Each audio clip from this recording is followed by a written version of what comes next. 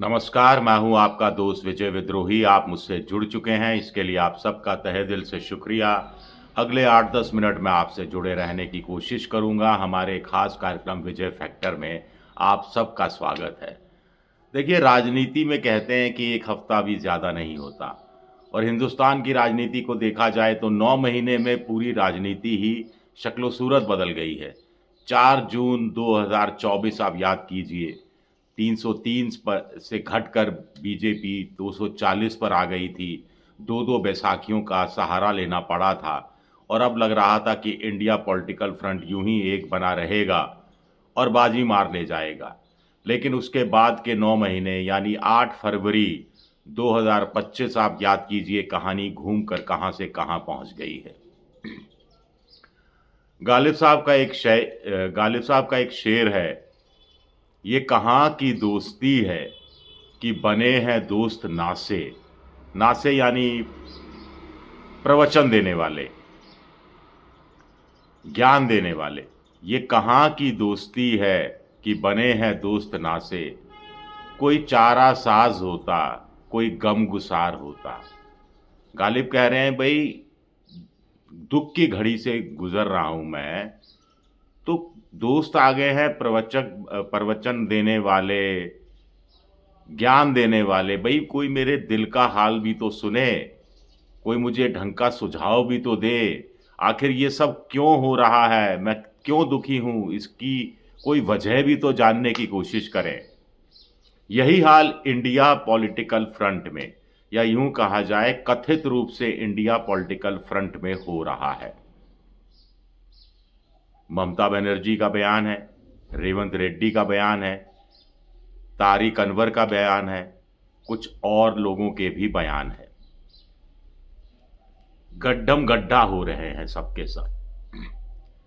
हर कोई ये मान रहा है, मजे की बात है कि हर कोई मान रहा है जो उमर अब्दुल्ला कह रहे हैं कि लड़ोगे तो मरोगे।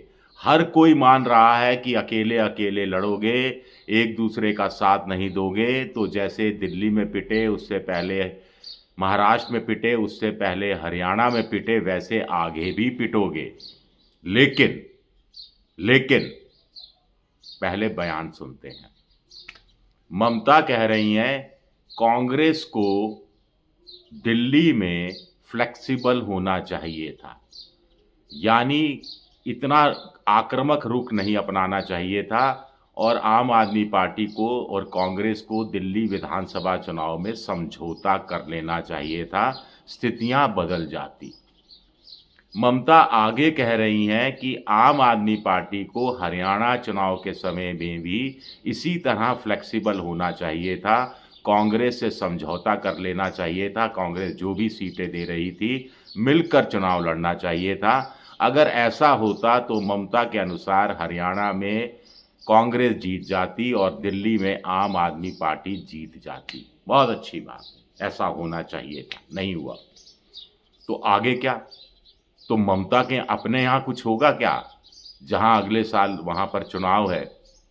ममता कह रही है लेकिन बंगाल में हमें किसी की ज़रूरत नहीं है, बंगाल में हम बीजेपी को हराने के लिए अकेले काफ़ी हैं, ना वाम दल चाहिए, ना कांग्रेस चाहिए, ना आम आदमी पार्टी चाहिए, इन सब के बगैर भी 2/3 बहुमत से हम जीतेंगे। आगे बात करें, थोड़ा सा पीछे जाते हैं। हुड्डा साहब क्या कह रहे थे, भूपेंद्र हुड्डा, हरियाणा से समझौते के मामले में, ऑफ रिकॉर्ड, मतलब ऑन रिकॉर्ड तो नहीं कहा, कि भाई जीत ही रहे हैं तो इनको 3-4-5 सीटें देकर सीटें बिगाड़ने की जरूरत क्या है? हरियाणा में तो हम जीत ही रहे हैं, 2-4 सीटें कम आ जाएंगी, ज्यादा से ज्यादा आम आदमी पार्टी नुकसान कर देगी, लेकिन सत्ता में तो हम आ ही रहे हैं, तो आम आदमी पार्टी की जरूरत क्या है? दिल्ली में आम आदमी पार्टी के नेता केजरीवाल क्या कह रहे थे, ये भी ऑफ रिकॉर्ड। 55 सीट, 55 ऑफ क्या, ऑन रिकॉर्ड, 55 सीटें आ रही हैं, यानी उनको शुरू से ही भरोसा था कि 55-60 सीटें आ जाएंगी। अगर महिलाओं ने और जोर लगाया और महिलाओं के तमाम तरह की घोषणाएं कर ही चुके थे, तो कांग्रेस की जरूरत क्या है? तो जब जरूरत नहीं है, आप एक तरफ ये कहते हो, फिर दूसरी तरफ हारने के बाद कोई तीसरा व्यक्ति कहता है कि जरूरत तो थी, तो ममता को भी पहले से आगाह कर दिया जाए कि बाद में आपको बयान बदलना ना पड़े। अब उन्हीं के जो अमचे चमचे हैं ममता के बयान को आगे बढ़ाए हुए हैं। कुणाल घोष जो उनके प्रवक्ता हैं कि दीदी सही कह रही है, श्यामा प्रसाद मुखर्जी पंथी नहीं चलेगी, मार्क्सवादियों की और लेनिनवादियों की पंथी नहीं चलेगी, ममता की पंथी चलेगी। आगे कह रहे हैं कि 2021 के विधानसभा चुनाव में भी वाम मोर्चे और कांग्रेस ने हमारे विरोध में चुनाव लड़ा था, बीजेपी के साथ मिलकर चुनाव लड़ा था, लेकिन हमने धूल चटा दी थी। 2024 का लोकसभा चुनाव इंडिया ब्लॉक के एक धड़े के रूप में नहीं लड़ा गया था। देखिए, कांग्रेस और वाम मोर्चे के हिस्से में सिर्फ एक सीट आई, बीजेपी 18 से 12 सीटों पर गिर गई और ममता बनर्जी 22 से 29 सीटों तक पहुंच गई। आगे कुणाल घोष कह रहे हैं 2025 का लोकसभा चुनाव 2029 का लोकसभा चुनाव अभी 4, साढ़े 4, 5 साल दूर हैं और बीजेपी मस्त रह सकती है, तब तक उन इंडिया ब्लॉक की कोई चीज़ सामने आने वाली नहीं है। तो एक तरफ इस तरह की बयानबाजी, रेवंत रेड्डी तेलंगाना के मुख्यमंत्री एबीवीपी के बैकग्राउंड से आए हुए, वो कह रहे हैं दर्द समझा जाना चाहिए, उनका युवा नेताओं का, युवा चेहरों का दर्द समझा जाना चाहिए, जिन पर राहुल गांधी को ज़्यादा भरोसा भी करना चाहिए। रेवंत रेड्डी पर उन्होंने भरोसा किया और उन्होंने स्टेट राहुल गांधी की गोद में डाल दी। हरियाणा में आम आदमी पार्टी कांग्रेस अलग अलग लड़े और बीजेपी को फ़ायदा हो गया। दिल्ली में आम आदमी पार्टी और कांग्रेस अलग अलग लड़े, बीजेपी को फ़ायदा हो गया।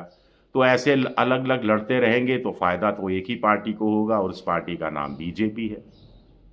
सही बात कह रहे हैं। फैसला किसको करना है? फैसला करने वाले चुप क्यों हैं? बड़ा सवाल उठता है। कटिहार से कांग्रेस के सांसद हैं तारिक अनवर साहब। तारिक अनवर ने तो और एक स्टेटमेंट एक्स के जरिए जारी किया है। वो कह रहे हैं कुल मिलाकर कि कांग्रेस आला कमान को तय करना चाहिए कि विधानसभा चुनाव में करना क्या है, जहां क्षेत्रीय दल अस्तित्व में है। वो कह रहे हैं कांग्रेस स्पष्ट नीति बनाए कि ऐसे राज्यों के विधानसभा चुनाव में जहां पर कोई ना कोई क्षेत्रीय दल है प्रभावी, जैसे बिहार में तेजस्वी यादव हैं, जैसे बंगाल में ममता है, जैसे अखिलेश उत्तर प्रदेश में है, वहां करना क्या है। तमिलनाडु में स्टालिन है।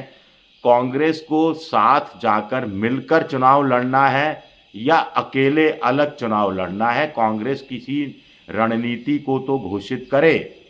आगे वो कांग्रेस में संगठन स्तर पर बदलाव की बात कर रहे हैं कि भारी स्तर पर बदलाव होना चाहिए। खैर, वो कांग्रेस का व्यक्तिगत मामला है, लेकिन तारिक अनवर ये कह रहे हैं या उनसे कहलवाया जा रहा है?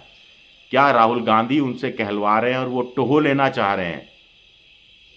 अब बहुत सारे लोग आपस में बात करते हुए इस तरह की बात करते हैं, लेकिन कुल मिलाकर अब कहानी ये है कि कांग्रेस आला कमान को ही तय करना है कि आगे करना क्या है। मिलकर चुनाव लड़ना है। इंडिया पॉलिटिकल फ्रंट की कम से कम एक बैठक बुलाने की तो कोशिश होनी चाहिए। ये अपने आप में एक बड़ा सवाल है। बैठक बुलाने का जिम्मा कौन लेगा? मल्लिकार्जुन खड़गे लेंगे? वो नेताओं से फ़ोन पर बात करेंगे? ये भी अपने आप में एक बड़ा सवाल होता है। शुक्रिया, मेरा ये वीडियो देखने के लिए बहुत बहुत शुक्रिया। पसंद आए तो लाइक, सब्सक्राइब, शेयर ज़रूर कीजिएगा।